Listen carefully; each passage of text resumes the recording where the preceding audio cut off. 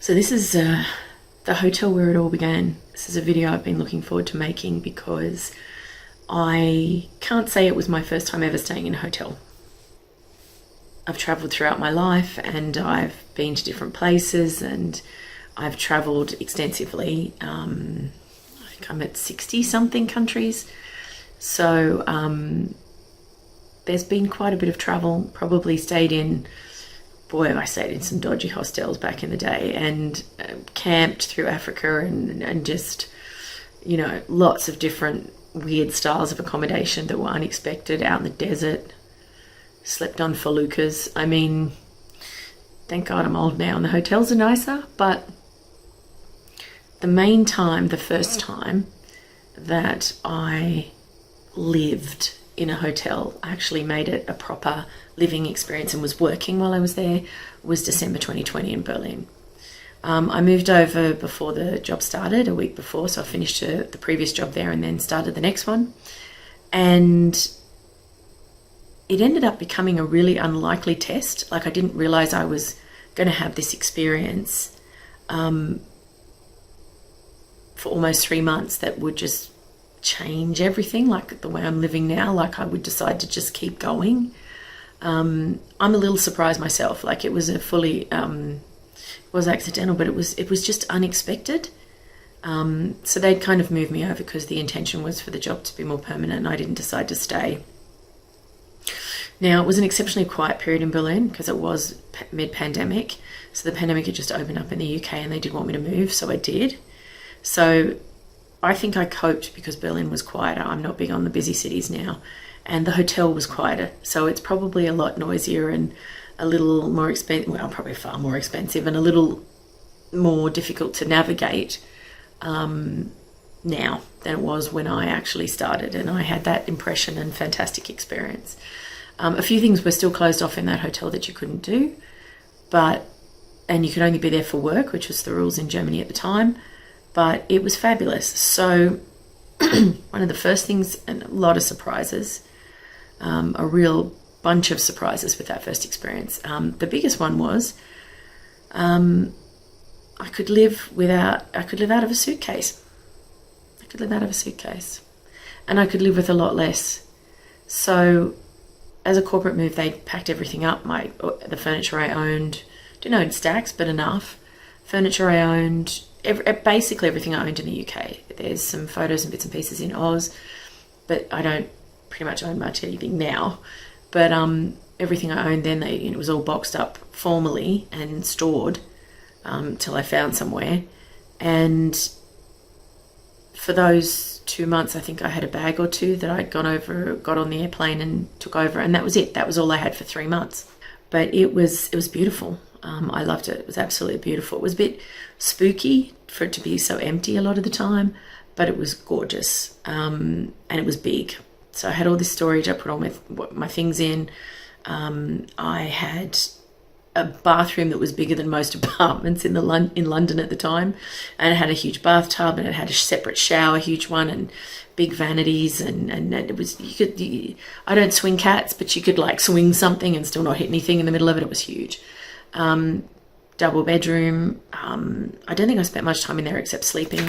I had a huge lounge room, big TV, 2 lounges, like it was a proper area, and then there was a small table in the kitchen, which was a proper kitchen with and it looked an older style kitchen actually, but it was cute and it was just off it. So it was a proper apartment. I think they cleaned like once a week, but I had, access to everything I needed, and if I needed anything I could ask for it. As I said, the place was pretty empty. I can't remember which floor I was on, but that'll probably come back to me. 3rd or 4th floor, I want to say. It did have a view, so maybe it was the 5th or 6th floor. And I have a lot of pictures I'll share in towards the end of the video, because I was there for, I arrived in winter. It was snowing most of the time, and then that cleared up, and then I left. So, but I was 3 months there. There was a lot of construction work going, and the Danube, I think, went nearby. But yeah, it was beautiful. So, and the one thing about particularly that first hotel in Germany for the 3 months, I could use it as a postal address. So if you're in a hotel for a length of time, you've got someone there always to accept packages or mail. So you never miss it. they just drop it off there and they let you know when it turns up. I suppose the last thing that was really cool about this first hotel was I realised you could have privacy, you could have safety, and it was just like home. Because that was I spent my Christmas there, just me, and it really felt nice. It was cozy and it was lovely and it was wonderful. Cooked a Christmas dinner, did my thing, talked to people online. I mean, everybody was still locked down then, so it was one of those kind of Christmases for everybody anyway, but it was really lovely. Like, it was like having a cozy home. And I'd come from being in a one-bedroom studio in the UK just before that, and it felt really impersonal in comparison to the hotel room.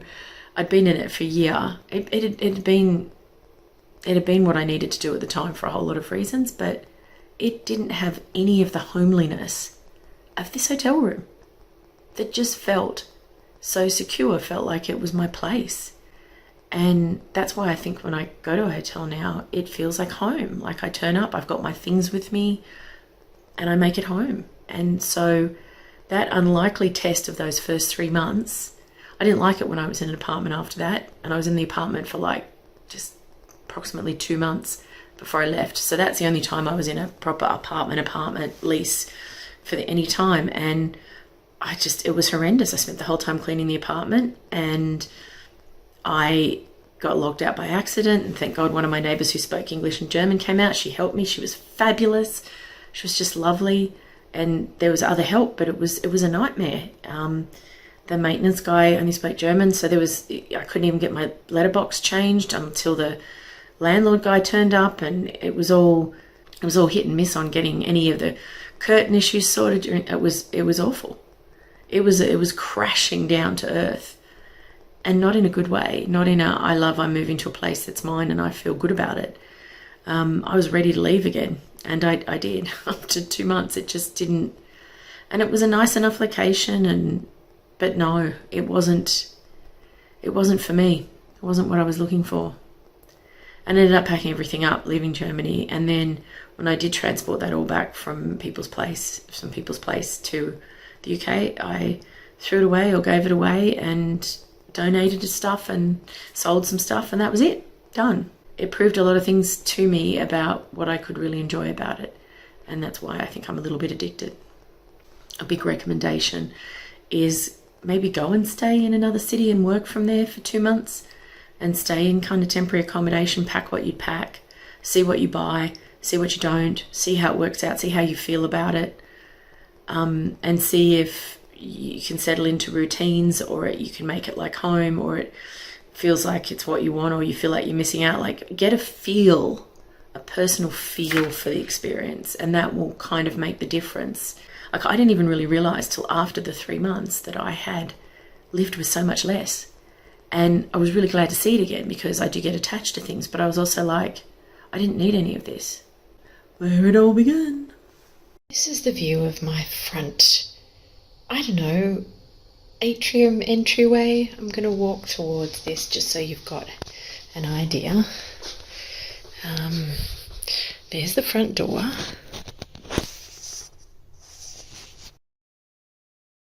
It'll look really bad when you watch it. There's some closet thing here. Sorry, it's really loud and I shouldn't have done that. So a closet for coming in the front door and putting your coats. Mirror for length. Michelle will be losing some weight the next 2 weeks, even though the fitness centre isn't open. The bedroom. German mattresses always do the whole 2 things, even if it's a couple. I don't know why. I've closed the curtains, and I'll obviously do this in the daylight. So then we go from that entryway into the next big entryway. This is what 55 square metres looks like, and this wasn't the biggest apartment available. Okay, we'll go in there in a minute, but we're going to go into the bathroom first. Nice toilet. It's beautifully lit. Bathtub, Michelle's favourite spot. Then we have a nice sink and mirror. Michelle's going to be in there for a second. And we even have a separate shower. if I just happen to want to walk from one to the other. And plenty of room to swing a cat. In fact, this bathroom is the size of most London apartments. And that is the ones including a bathroom. Okay. Anyway, then, a little bit darker in here, is the lounge room, which has a work desk and a big set of windows which overlook the river, which I'll show you tomorrow. Another big TV. I don't know if I showed you the one in the bedroom. 2 lounges. And then we go around past the plant and we found ourselves in the kitchen with, I think that's a dishwasher at the bottom. And then we have all the main amenities. I haven't had a microwave in 7.5 years, mostly. And then we have the table with most of the bits and bobs you'd need. And, I don't know, a cabinet with other stuff. And thankfully I was able to change my care package. Welcome to. They'd given me 2 beers. Been proper, live. So, yep, this is what 55 square metres looks like. There's a heater behind the door, that's good to know. There's a closet in the hallway, which is going to take everything, and a little closet that's, linen-y based. I think that's a clothes. I don't even know what that is. Iron, professional iron. You can dry your clothes. There's a laundry room downstairs, and you have a basket that you can just go down and come back up. Some nice art. So, yeah, this is what 55 square metres looks like. I don't know. You having an oh my god moment? I'm having an oh my god moment. Ends the daylight tour. Same doorway. We've moved in a little bit. Closed for sleep. Still gorgeous. There's a picture in here that I really want to show you, which I found last night. And that feature is... just looks like a work desk.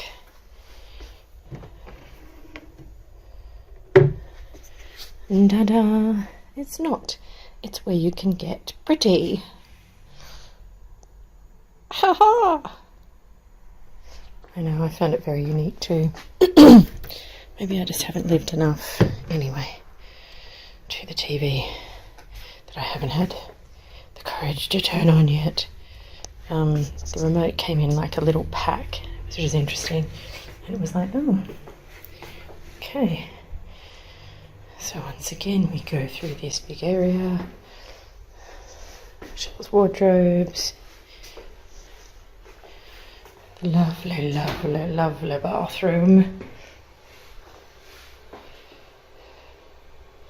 which is now somewhere I am, and the central feature of the apartment. Nice, big, airy, beautiful, light room,